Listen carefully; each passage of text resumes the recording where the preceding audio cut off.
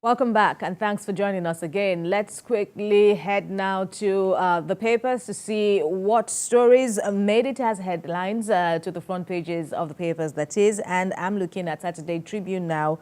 The biggest story is still on what's been called the presidential yacht, which remains controversial. And now there is a report by Saturday Tribune saying presidential yacht bought delivered as members of the House of Representatives accused the Navy of purchase of this controversial vessel without approval.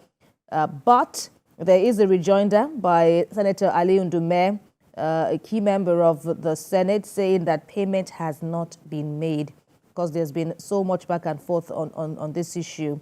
And it appears that there is still more to come in terms of needing a clarity. Ijaw leaders, youth attack Rivers elders for backing Wike against governor. Ijaw leaders and youth attack Rivers elders for backing Wike against Governor Fubara. And now another developing story there, attack on Ajero NLC president as Labour now plans a nationwide strike for November the 8th. That's next Wednesday. Newly appointed resident electoral commissioner will not assume duty until 2024. That's according to INEC. And Tinubu hails France for returning $150 million of Abacha loot, just as the federal government assures that it will lift 50 million Nigerians out of poverty in 42 months. Emmanuel. The train now moves to Saturday Punch. The big story here says 5 billion naira yacht. Navy confirms delivery faces payment crisis over National Assembly's opposition. Senate didn't approve purchase. Payment says Adaramodu. That's coming from the Senate spokesperson there. Procurement without legislative approval, a nullity. Rest spokesperson there talking. A luxury boat arrived in June, not in use over non-payment states Navy. I felt proud, bargain distinction after battling depression. OOU pharmacy graduate there talking, and greener pasture. Desperate youth reap uncertainty, frustration over illegal migration. Artists showcasing Nigeria musical class at a global event. Ogun cautions Ondo over attack on border communities. Shores too must be protected from external interference. Bomashaw Prince there talking, and France to repatriate 150 billion US dollar Abacha loot. Stories from Saturday Punch. Kemi, over to you. Voice of Liberty is next. The biggest story is on a looming labor strike as NLC TUC issues a fresh strike notice, makes 6 demands from President Tinubu. This a fallout of the attack on the NLC President Joe Ajero. And another report or another twist to the Navy, the naval vessel that has caused so much, outcry and controversy. Presidential yacht delivered before public outcry. That's a quote attributed to Senator Ali Ndume. Tinubu demands fairness in Bayelsa Imo Kogi polls on food insecurity. The food organization, the food agency, that's the UN Agency on Food Administration, is saying that more than 26 million Nigerians are at risk of starvation in the year 2024. Just as the Minister of Humanitarian Affairs, Betta Edu, is assuring that the government will lift 50 million Nigerians out of poverty in 42 months.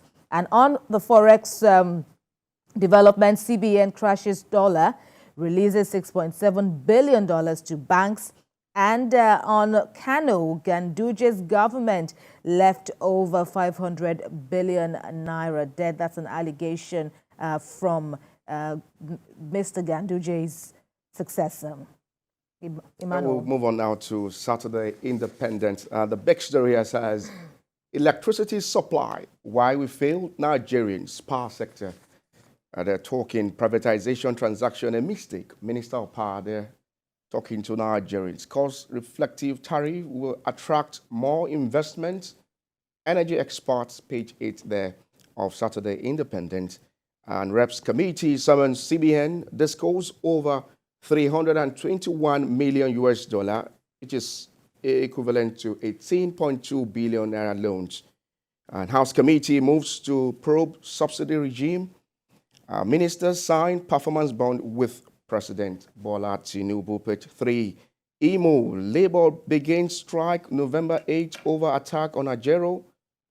And Fubara protests, pro-Fubara protests, mother demands release of son's corpse. Page 29 there. And over 100 corpses abandoned in Basut. CMD, they're talking. Outworld not built to support women. For Lawi, you're there talking. Saturday Independent there. Coming over to you. Let's look at Leadership Weekend. Right. The story there is, the biggest story on the Leadership Weekend is on how Boko Haram razed 3 Yobe communities, as the paper goes on to highlight the deaths of 39 persons and the burning of the Nguro Kiyaya village. And a resident is quoted as saying that the terrorists came on a revenge mission. Acute food shortage looms for 26 million Nigerians in 2024. That's according to the UN agency, the FAO. And Governor Dauda Lawal of Zamfara State there on the front page of the Leadership Weekend saying extend relief to banditry victims as he urges the commission. And, well, that's it on Leadership Weekend. All right. Last but not the least at the moment is First News. And the backstory there says, those responsible for Nigeria's woes not safe, says Bishop Kuka. Big one there coming from the bishop there. Niger, ECOWAS managing our anger carefully. President Tinubu there talking. And House of Reps to pro-petrol subsidy committee chair talking. Renowned international speaker, parish advocates creative cultural industry to tackle economic challenges. Ganduje left over 500 billion naira debts. Kano government, they are talking. I have delivered more housing units than all my predecessors. Governor Abiodun. Those are the big stories there on the front page of First News. All right, Emmanuel, so much, to read up on. The weekend newspapers are always, filled with, of course, building stories up from the biggest stories of the week, that started earlier in the week. And, of course, interesting stories, some soft stories there. But, of course, there will be room for hardcore news and for people to stay informed. So there you